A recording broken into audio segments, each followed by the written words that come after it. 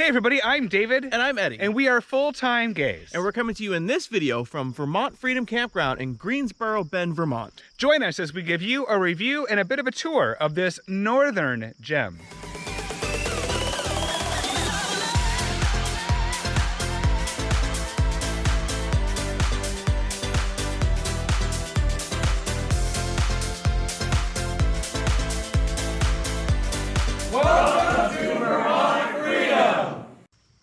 Hey everybody, welcome again from Vermont Freedom Campground, which is in, as we said, Greensboro Bend, Vermont. Not Greensboro, that's a city, a couple miles that way around a lake. This is the Bend. And so we're just by the river on top of a hill. Way up north in Vermont. Actually, we're pretty darn close to the Canadian border, like within an hour. Yeah, which is a great place to be in August. Yes. So welcome to our videos. If you haven't seen any before, we review gay campgrounds and we give a little score on 4 areas. The first one is its big rig friendliness. And that is about how easy is it to get to the campground, but also how easy is it to navigate within it once you're there. Then we look at grounds and facilities. So what do they have here for you to do? What do the sites look like? And what amenities do they have? Exactly. And then we look at the vibe, which is our subjective take on the social kind of culture atmosphere of the park. And it is subjective, and we'll qualify it as best as we can. And then we wrap things up with the internet, because we both work remotely and we need a strong cell or Wi-Fi signal to complete that. Exactly. So talking about this campground, the first thing to note is that it is an adult campground, not necessarily a gay campground. Right. In fact, it is, we think of it as like a gay campground that's straight friendly. Right. But we saw LGBT and T. We've seen all 4 of those. Yep. And we've also seen actual straight couples here as well. Well, some more straight than others. But the bottom line is it's an adult-only campground. It's clothing optional. Yep. This is a campground that's now in its 3rd year. It is about 21 acres in total, although as the owner put it, 8 of them are developed and the other 13 are for deer to reproduce. He didn't use those words. Yeah. Now getting here, it's in northern Vermont. If you're familiar with New England, it's full of hills, bordering small mountains. So we did drive over some hills to get here. Something that we're not used to. Yeah, that's very true. And so we were taking a little bit more slowly. We had a flat tire on the way here, which thankfully our TPMS system, thank you to Changing Lanes RV channel that told us about the TPMS that they use, it saved our tail. We were able to get pulled over on the side of the road before the tire had a chance to blow up or explode, which would have caused who knows what kind of damage to the camper. And if you ever want to see some significant photos of that, just Google blowout on RV and you can see the damage that they cause. That we didn't, because we had the TPMS. So thank you, Changing Lanes. All right, so that said, it is far northern Vermont. There are a lot of hills, but the road to get here that we took was actually not that bad. There were definitely inclines and declines and curves, but it was wide roads, no issues with trees, no issues with power lines, nothing like that. Hardly any traffic lights, hardly any traffic. Yeah, I mean, we took it slow because A, there were twists and turns, but B, because we just weren't familiar with the area, and C, because we're not all that used to driving in this kind of topography. Yep. That said, when we got here, you don't want to necessarily follow the Google Maps directions. There's a few different ways to get here.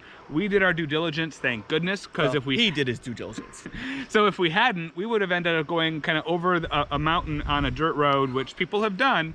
We didn't, thank goodness. So we get to Greensboro Bend, we cross the river, we go.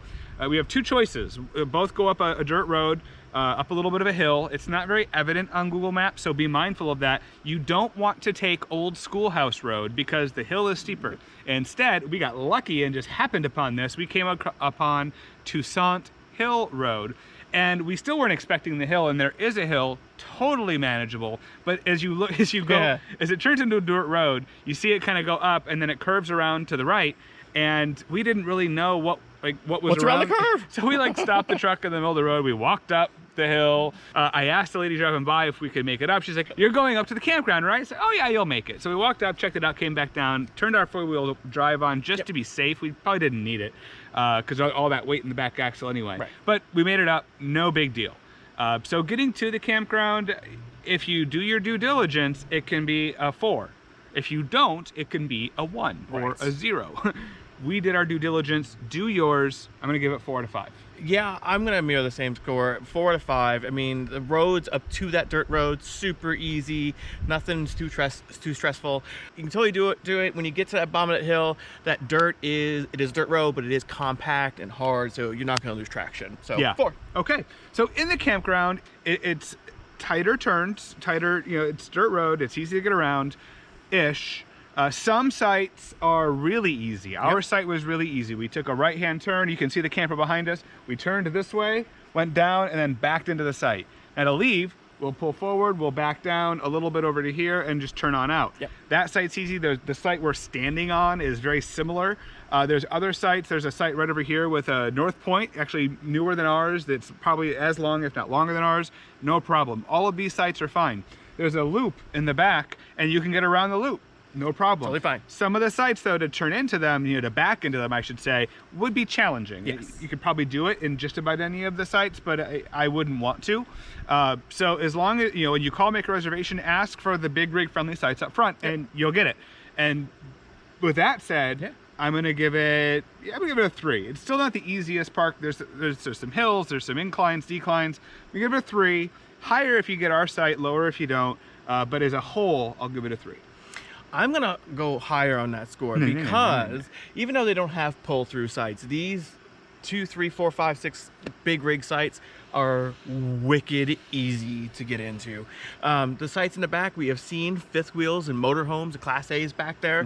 They're in there, so they got in there, not too bad. True. We only seen one RV go back there, but they were like a 12-foot long trailer. Yeah. I mean, they were super tiny, so they had no problems. I'm gonna say 4 as far as inside the park. Okay. Yeah, he's putting a gate in the front, and he put one of the poles on right on the corner, kind of like too far in on the corner, in my opinion. Yeah. So that first turn, this little loop is no longer really a loop if you have a big rig, because you can't make that turn around that pole. So it's effectively like 2 streets that happen to have a joiner at the end. Yep. So you gave it an 8 out of 10. I gave it a 7 out of 10. Yep. So 7.5 out of 10 for big rig friendliness. Yep. Talk to us about the grounds and facilities, my dear. Grounds and facilities. As David mentioned, this is a pretty new park. They're in year 3. Jeff, the owner, is pretty much a one-man show. So with that said, there's not much here. There's no pool. There are hot tubs. There is a barn for festivities. Beautiful bathrooms. Oh, that's right. There is beautiful bathrooms. Beautiful bath. And you will have to bring quarters to use the shower. They are coin-operated showers. The campground doesn't have sewer. They have a septic tank, a dump station, if you will. It's kind of on the wrong side for if you're pulling out. But they do have a big, huge, probably 30, 40, 50-gallon Blue Boy. Honey pot, whatever you call it. Yeah, it's got 4 wheels, so it's nothing like our experience at Buckwood. It's got 4 wheels. Our SantaCon was working this time. Yep. It wasn't difficult. The dump station's right there. We emptied our black tank because we're here for 2 weeks. I can say with the dump station, they have said that they are looking to move the dump station to a different road that they're building as an exit, and it will be on the correct side. Yeah, good point. Good point. So other things to consider with grounds and facilities, I mean, the trees, you can see them. I don't think a lot of people come here to northern Vermont in the summer. Maybe I'm wrong. To be naked out by the pool all day. Maybe you do. I mean, maybe that's a bias because we're in the south, and to us this is nice and cool and refreshing. It was in the 40s the last 2 nights in August. Yeah, that's not nudity weather to me. Yeah. So the pool isn't quite as big of a deal. The fact that they're putting in the hot tubs as we speak is great. Obviously, those are still detractors to the grounds and facilities. Bottom line, because it's new, because it's still a work in progress, like there's an area back here that is kind of like a catch-all. It's construction, it's materials, it's equipment, tractors, and you don't really know. Yeah, you don't really notice it except for like when I took the drone up. It just really sticks out. It's a work in progress. Yep. But the beauty of the place is in the beauty of the place, not the infrastructure of the place. Yes, exactly. I mean, we came here for quiet. We came here to relax. We came here to chill, and we got to do all those things. All of it. I mean, the sites that are available for you to stay at are beautiful. Beautifully manicured grass. You can distinctly see where the sites are, whether it should be like a little uncut area of grass or like these big wooden things that are kind of sectioning off our sites. But yeah, you can see where the sites are. The sites in the back, which is more perm folks, they're really kind of upgrading all that stuff back there to make it really beautiful. Yeah, exactly. And the sites are beautiful. I love like this little bit of overgrownness right here. It's not like Texas where there's snakes in there that are going to kill you. Right. I think it sort of adds to the ambiance of the place a little bit.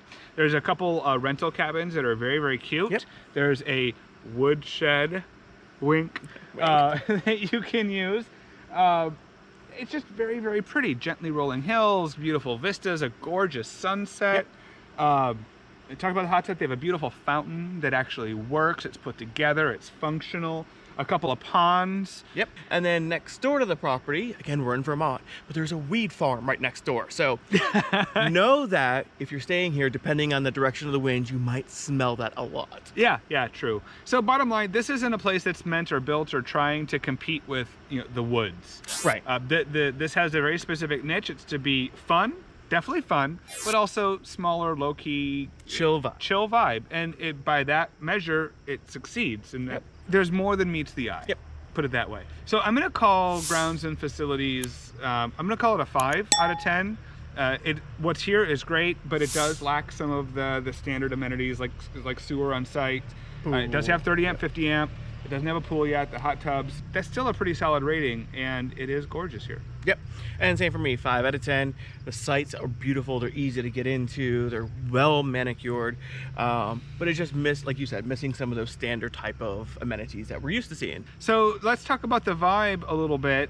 And that's where really, like a lot of the smaller campgrounds that maybe can't or don't want to or don't try to compete on the infrastructure piece, the vibe is amazing here. The owner, it starts with the owner. His name is Jeff. Yeah. He is a character. He is awesome. Like his voicemail says, "I can't answer your call because I'm getting too many calls from a Viagra salesman." And we just laughed our tushes off.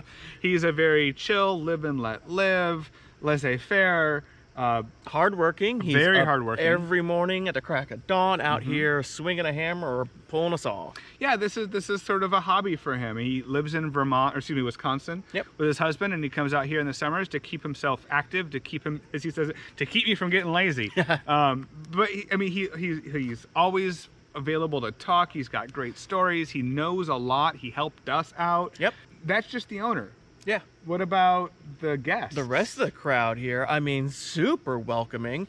And like I mentioned with the grounds and facilities, they have their sites back there, and when they got them, they were just basically kind of overgrown, but they've dug them all out. They put in all these plants and decorations.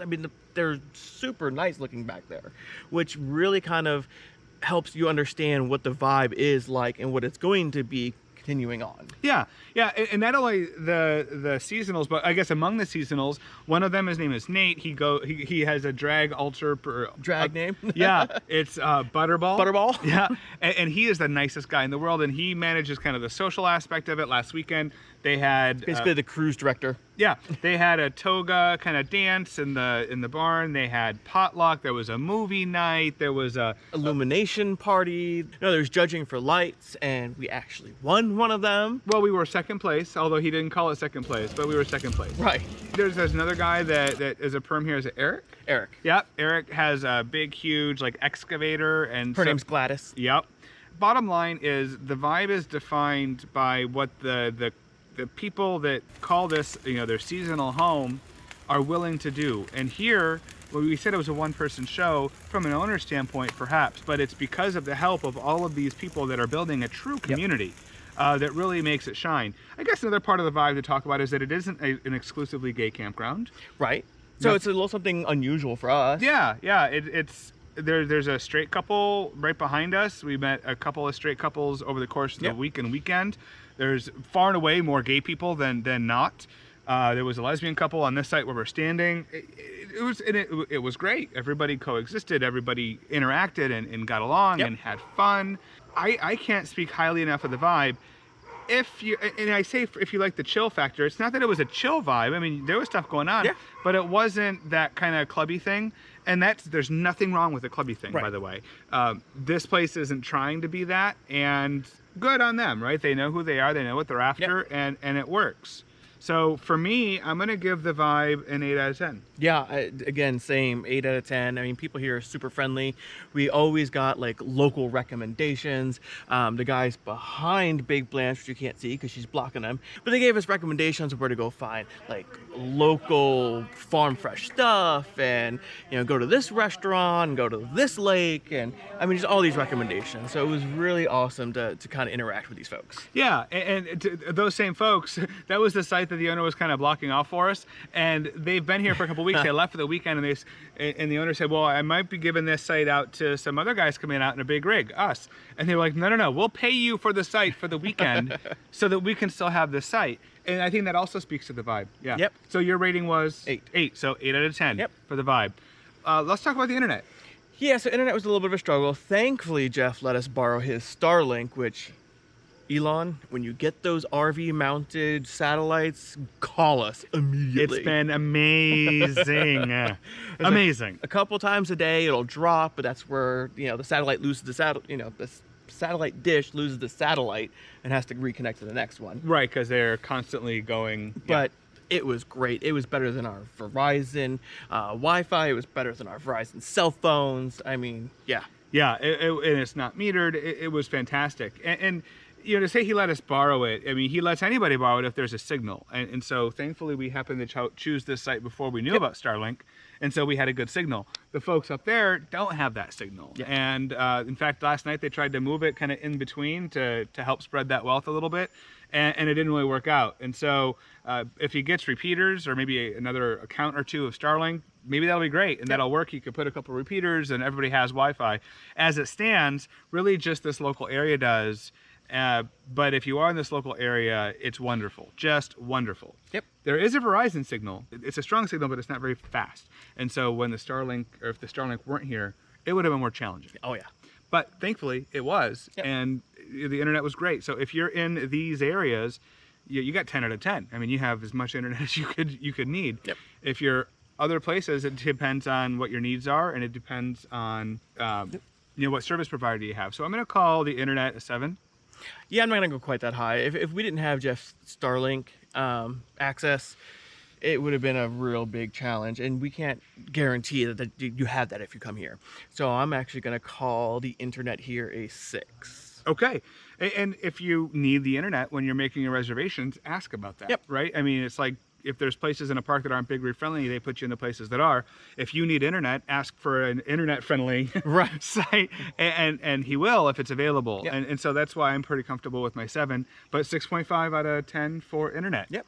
All right, so that gives us for big rig friendliness, we had 7.5 out of 10. For grounds and facilities, we had 5. Sounds right.